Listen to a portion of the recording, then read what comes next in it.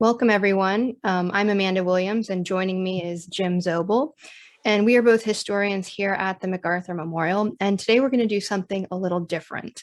The MacArthur Memorial receives hundreds of official research requests every month, plus hundreds of questions across our social media platforms. Now, due to the volume of requests, we usually can't answer every single question, especially those that are posed to us on social media. But today we're going to try to answer some of the questions that you've posed to us recently on social media. So we'll go ahead and get started. We'll try to get as many of these done as we can today. All right, Jim. So question number one. The general was one of the most popular Americans of the 1940s and 50s, and he made the Gallup list of most admired Americans for a lot of that period. In your opinion, why did this never translate into political success in 1944, 1948, or 1952? He never campaigns or anything. He never comes home. He never, shows himself. So I don't see how he, could have transferred it. 44, it's right during the war. He's like, I'm not interested, but yet he's sending Willoughby back home, his G2, to talk to everybody about political chances, things like that, to look at the way the climate is. And then in that March-April period, he gets caught when that Congressman Miller releases those letters where MacArthur says, I need you to school me on how to, work this political campaign thing around. And then he has to immediately deny it and say, I'm not running for president or anything like that. Claire Booth Luce had come out there and people were talking about that, the thing for president. And she was like, use that as a wedge to get what you need out here in the Southwest Pacific area. And so I wonder if it was more like that, but he was actually sending people back there to see what it was like. I think he definitely was using it as a wedge, but then he gets caught in that Miller thing. 48, it's more I think he had been looking at the occupation as this maybe a stepping stone. He holds that news conference right before 48. I think it's in late 47. It's the correspondence club in Japan. And he goes there and says, the occupation should end. I know military occupations work. And was that kind of gearing it up for maybe I'll come home 48? No one really knows. But then he just gets trounced in that Wisconsin primary. So that pretty much ends the 48 groundswell. I mean, he'll always have these clubs, fighters for MacArthur asking him to come on. 52, I think, I wondered, did he think he was going to get the dark horse candidacy? When Earl Koch had come out, he was like the head of American Legion. He came out to see MacArthur during the Korean War and said, we can get you in to be the keynote into for the convention. And this was, in like 51. And then MacArthur was like, well, yeah. And Koch said he told MacArthur, but this isn't going to be like a stepping stone. This is just, for you to come and, get the convention geared up. But does H.L. Hunt, the big oil baron, he gave an interview in the 70s where he said that MacArthur was definitely looking for a dark horse. He thought that speech at the convention was going to sway everybody, and they would, go from Taft, and to MacArthur. But the thing is, Eisenhower had won that plebiscite vote beforehand, and everybody knew Eisenhower was going to get it. Hunt said after MacArthur gave the speech, everybody was going to MacArthur going, you got to go to Taft and tell him to switch all his votes to you. And MacArthur, I'm not going to do that. And he flew home almost like immediately afterwards. So I think he always wanted like that idea of being president. Apparently he told Kennedy when he was at the White House, man, I should have lived here. And it wasn't like, a joke. It was like, man, I should have lived here. But he never really, throws his hat in the ring, fully. It's always kind of like that.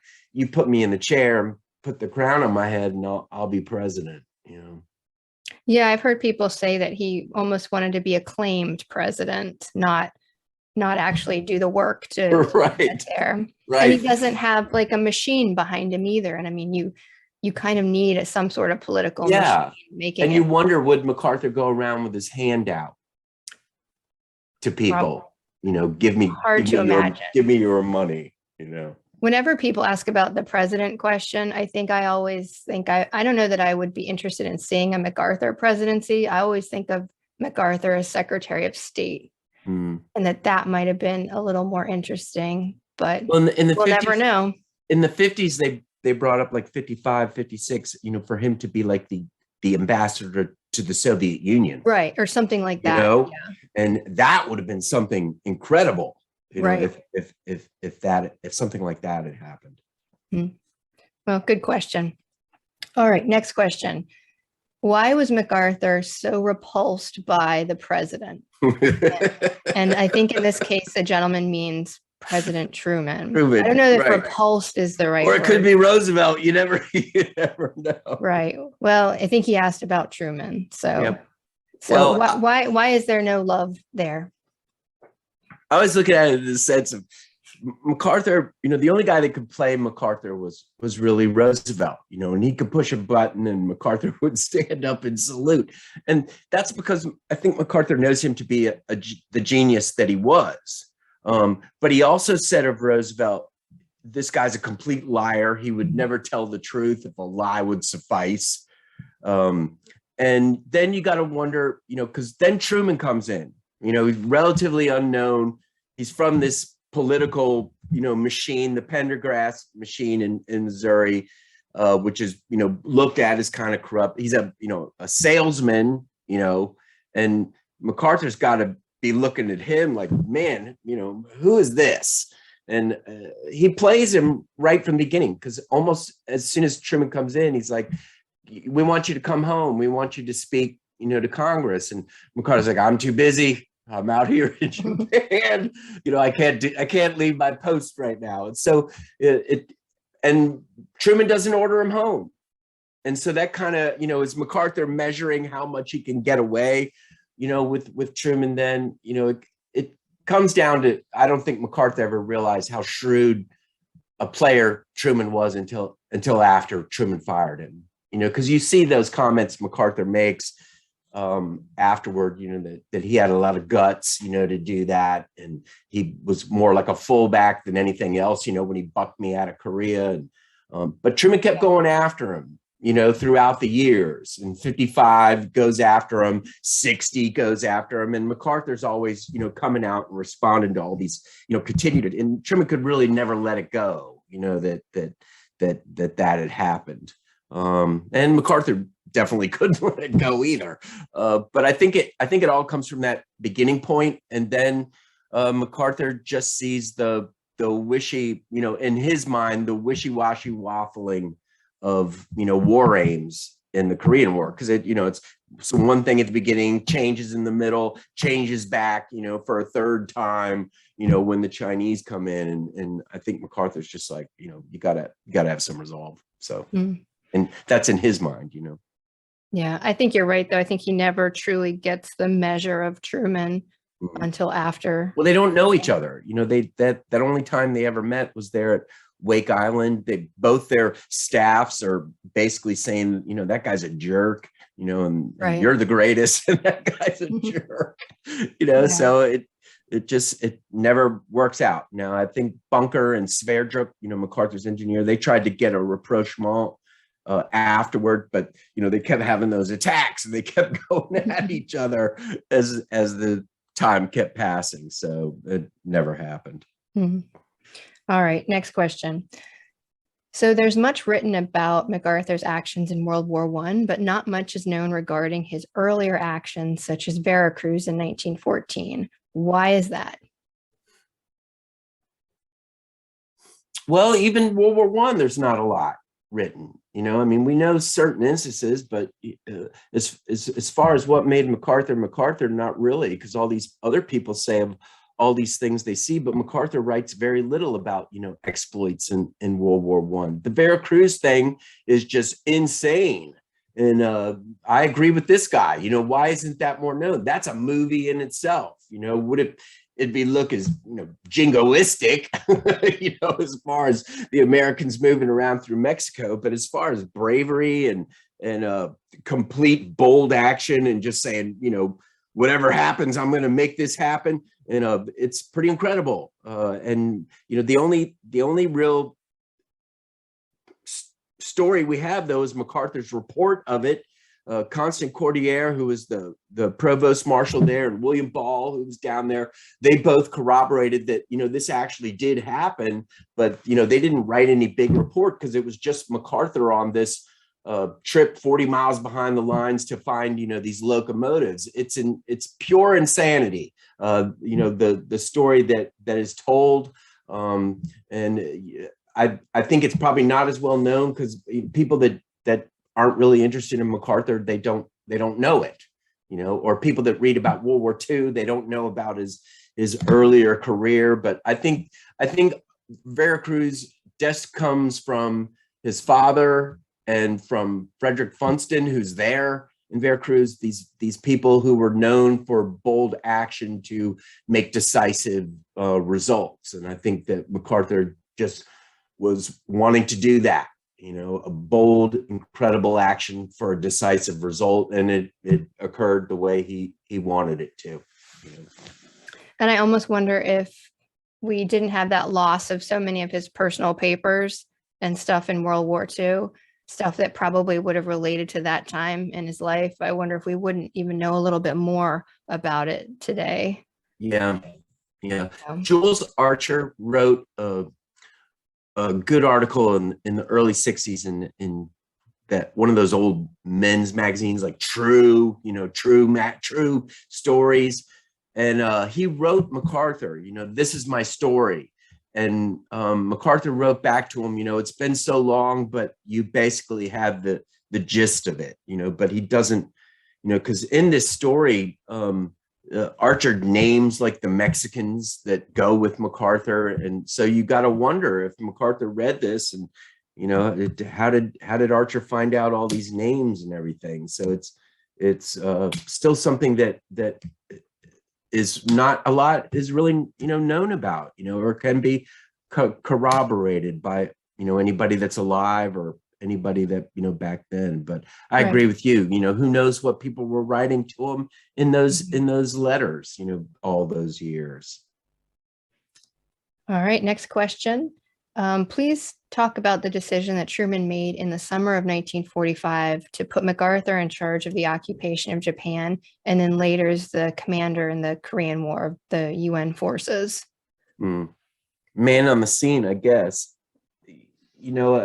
People always thought that Nimitz would be chosen, but it's going to be an army occupation. You're going to have hundreds of thousands of troops there. It has to be an army person that runs this. And I think that, MacArthur's the senior commander out there. What's Truman going to do? Take somebody from Europe and throw them in there? It has to be MacArthur.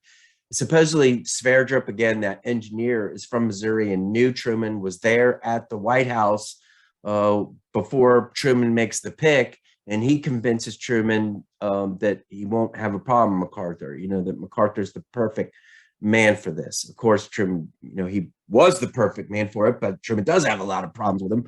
And, we wonder if he regretted the decision. But I think in that sense, it's more like he's there. It's going to be an army thing. I can't pick anyone else. That would just be ridiculous. When you get into Korea, things happen so fast. MacArthur's the man on the scene.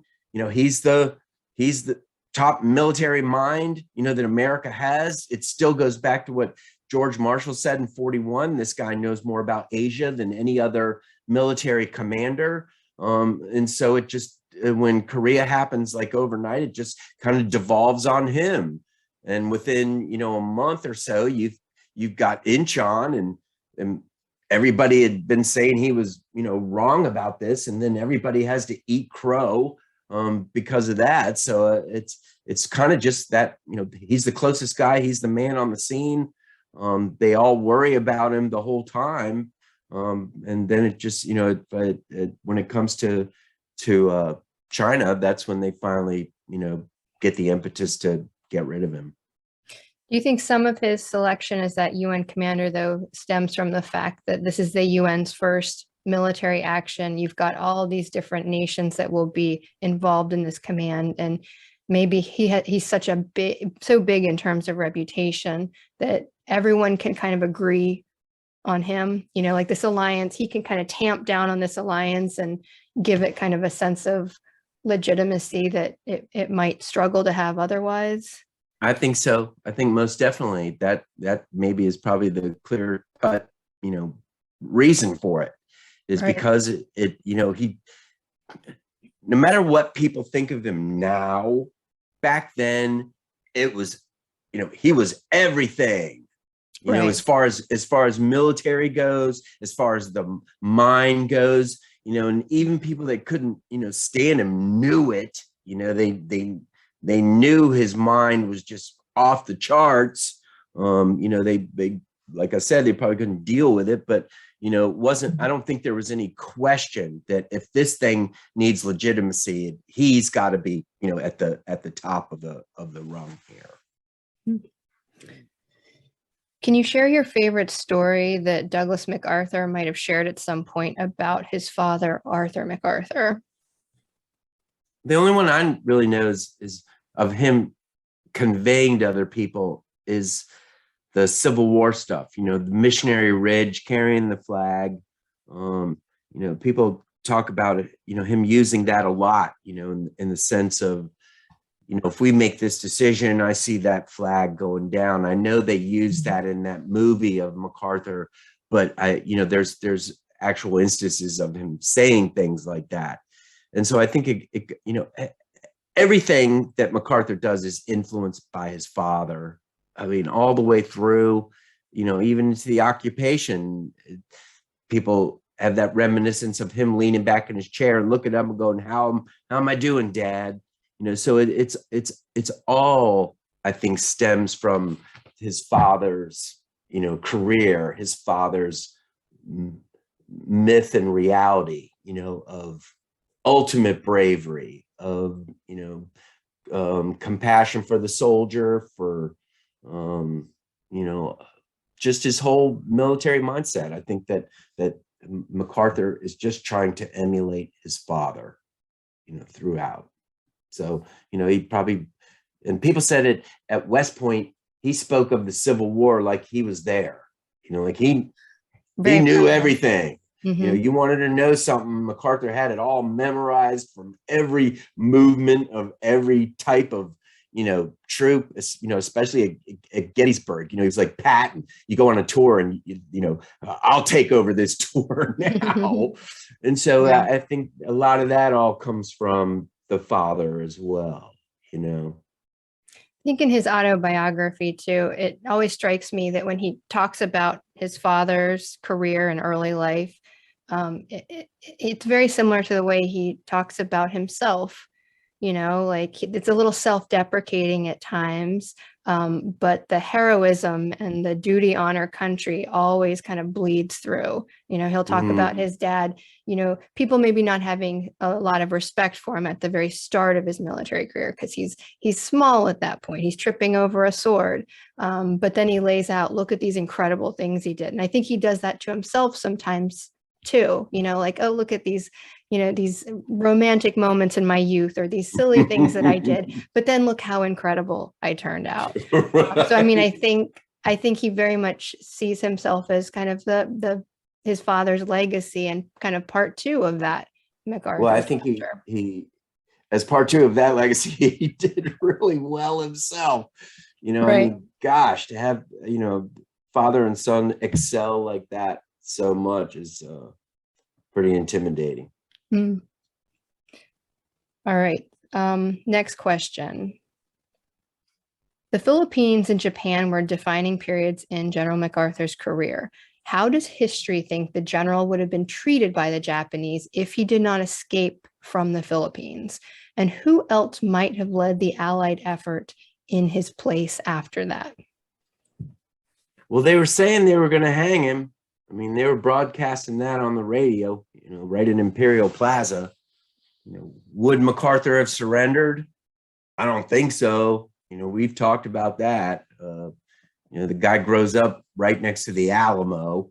I don't think he would have let anyone lay a hand on him or his wife or his son. As far as who would have run SWAPA, I don't think you would have had a Southwest Pacific area. I think Southwest Pacific area is created just because MacArthur is there. I think otherwise you would have just had a service of supply, type of mentality there, and it would have just been a giant base. I think the Navy probably would have run the Pacific, because I really don't think, unless MacArthur had gone to Australia, that there would have been any kind of drive from the Southwest Pacific area. It's just what I think. 100% agreement. Mm-hmm. Next question. So this is a hypothetical. How would MacArthur have handled the role of Supreme Commander in Europe if he was given that post? I don't know. That's like you said, it's hypothetical. There's that when he gets to Australia, there's the memoir we have, and it's that FBI agent who goes to see MacArthur. And he said the only thing MacArthur talked about the whole time in Australia was why he hadn't been picked to run the war in Europe. It's like, I know more about Europe than anyone. How come they haven't chosen me to be the Supreme Commander in the ETO? So there's, his take on it, which was true. He did know more about Europe probably than, anybody else, just like, because he'd been around so long. The thing is, in Europe, the War Plans Division of the War Department, they really do all the planning for Europe. They put everything together. Eisenhower's the commander, but everything is constructed almost for them by war plans. Whereas they don't do that for MacArthur. I mean, MacArthur's theater is, they create their own stuff. MacArthur's, this is my idea. He goes to Kruger. He says, Kruger, you put all this together and we're going to cook this up ourselves. And then the War Department's just like, okay, go ahead. That's what we're going to do. So you got to wonder if he's the European theater commander, is he going to take the advice of what the War Plans Division is giving him? Just from what we know about MacArthur, he would fight every single thing they tried to direct him to do, almost tooth and nail. So it's a hypothetical, but it's a good one. It's just like, what are you gonna do? How's Churchill gonna work with MacArthur? Yeah. And it's like you said before, you're gonna have these two geniuses nonstop all the time, just going at it.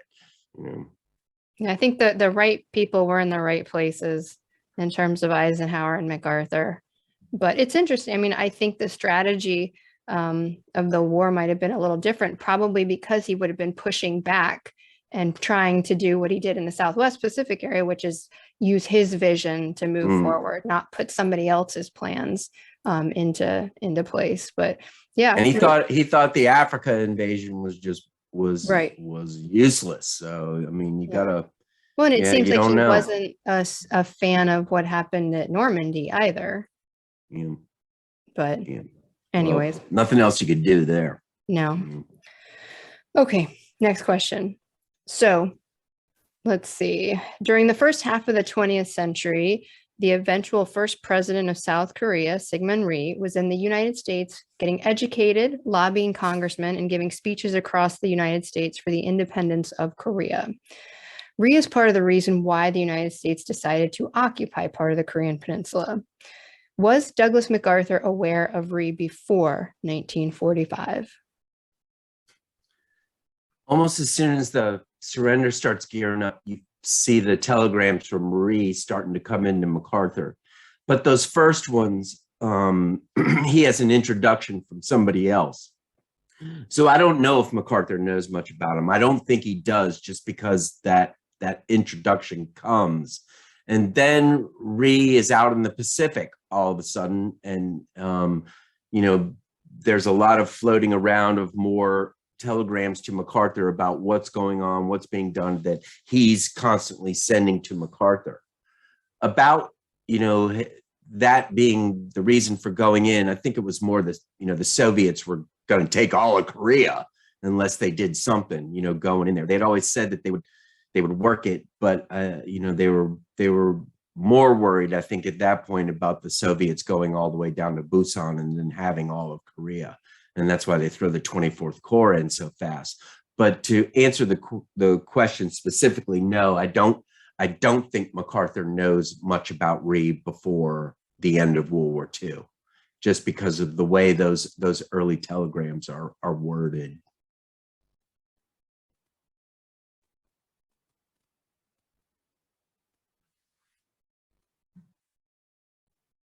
You're on mute.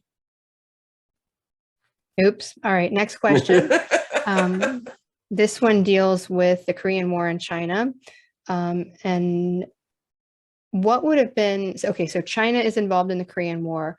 Had MacArthur been allowed to do something more about that, what would have been the goal that defined success for him? Did he have a rough idea of a plan, or was it to just maybe go into China and muck around some? Well, he had no plan to go into China. There was, his plan was to go seal off the Yalu River. And that's the thing. People are always like, he wanted to invade China, he wanted to do all this stuff in China. No, he was just wanting to seal off Korea so that they couldn't get back in, or couldn't come in, not realizing that there were so many there at that point. Come March of 1951, he's starting to, he's still thinking about winning the war, and he submits a plan to Washington about putting Chiang's troops into China, in the southern part of China, to relieve the pressure in Korea. And so we know that he's wanting to send nationalist troops in there and to just muck around and, try to gain support, for a revolution, whatever. But that was his idea then. But as far as putting U.S. troops in China that, are going across the Yalu, MacArthur, as far as we know, never has any design for that. Even when he releases, in 1954 to Jim Lucas and Bob Considine in those interviews and tells, that what he wanted to do there, none of it is about going into China. It's just about sealing off Korea at the Yalu River. So, he has these ideas about sending Chiang in there, but, never has ideas about going into China via the Yalu. Next question. This has to deal with the meeting between Douglas MacArthur and Field Marshal Montgomery. The question is, do we know anything about when, where, how, and what was discussed at this meeting? And how did both commanders feel about each other? Meeting, I think, is like December 4th or December. It's the day Montgomery leaves America. He had come to America and was visiting. He had visited Eisenhower and he was visiting other military leaders. And that was one thing he wanted to do, was see MacArthur. He was supposed to see MacArthur in the Pacific right after the war had ended, but his trip out there got called off. Or got shortened, and he was never able to make it out there. So he goes to see MacArthur at the Waldorf Astoria in New York. He gets there about 11, stays for 2.5 hours. So they probably had lunch together. They probably discussed things. They got there and they took a boatload of pictures. They both posed for pictures. Montgomery was in the uniform because he was like a commander, I think, of NATO or UN or something like that. After being British Chief of Staff. And then MacArthur's in, muftis in a suit, but I've seen like 4 or 5 different pictures, but they never revealed what they talked about. They spoke for 2.5 hours, but Montgomery said, well, I guess you talk about what 2 soldiers talk about, and it kind of ranged over a lot of things. The thing is Montgomery was in the United States to convince the United States to build a lot more airplanes that could carry nuclear weapons to end any communist aggression. And that was his belief, just have tons of airplanes that we can throw nuclear weapons at the Russians, so and the Chinese. And so you got to wonder if that's what they talk about mostly at these meetings, between MacArthur and Montgomery. It would seem totally reasonable that they would. But MacArthur as well never releases any kind of, this is what we talked about. Montgomery would go on to say later that he thought MacArthur was the greatest commander of World War II, kind of like Churchill did as well. But we don't know exactly what they talked about then. Next question. What do you think MacArthur's sorry, what do you think MacArthur's boldest actions were? And how would you compare them to Inchon or Atsugi? Well, both of those are serious. I mean, Inchon, of course, wrestles defeat from victory right there, or wrestles victory, from defeat. They were looking at a Dunkirk, situation, and MacArthur totally reverses everything to where the North Korean army is streaming out of the south in a matter of 2 weeks. It's a complete reversal, bold action, kind of like his father going up Missionary Ridge. The other one at Sugi, landing so early, yeah, it shows that, like we talked about in our last podcast, that MacArthur's right there to face everything and to pretty much have that intimidation factor going right from the beginning. As far as the boldest things, you have to say the Admiralties, World War II, going in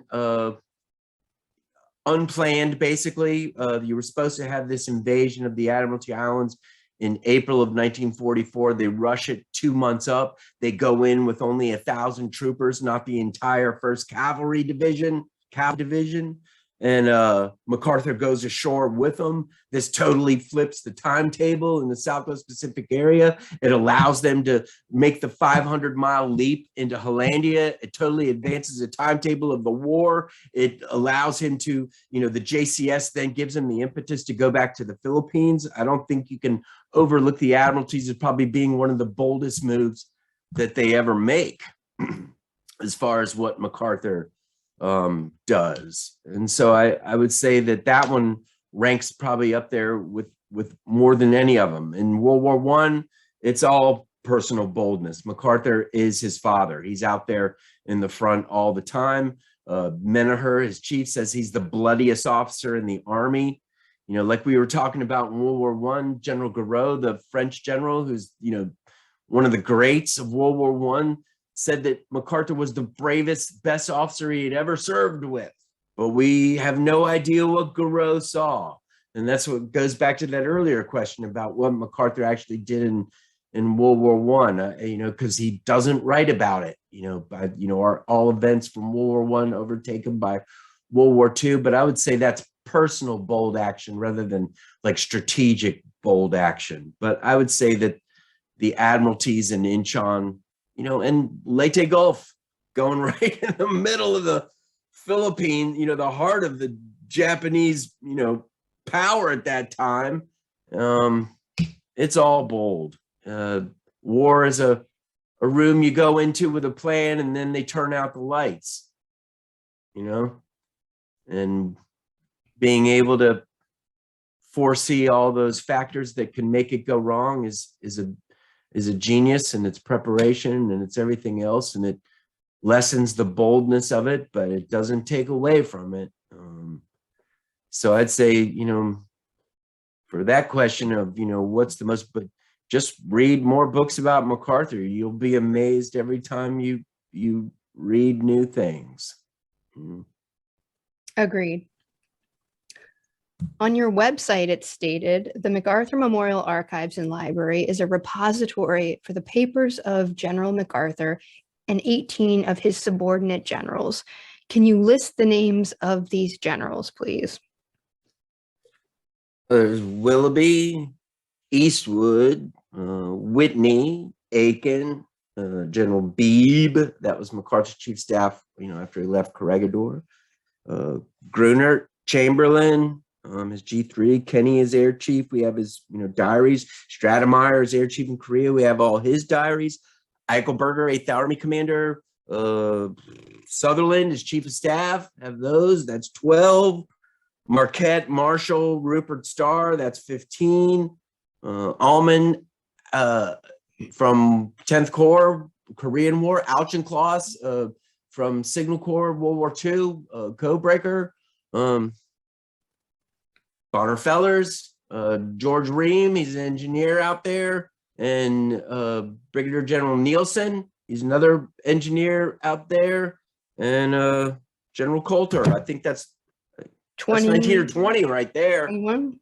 Yeah, so I mean, when I made that statement on the internet, that was old news. You better revise that. We have to update that. Thank you Update for the the website. question. We'll take care of that immediately. Okay. Last question.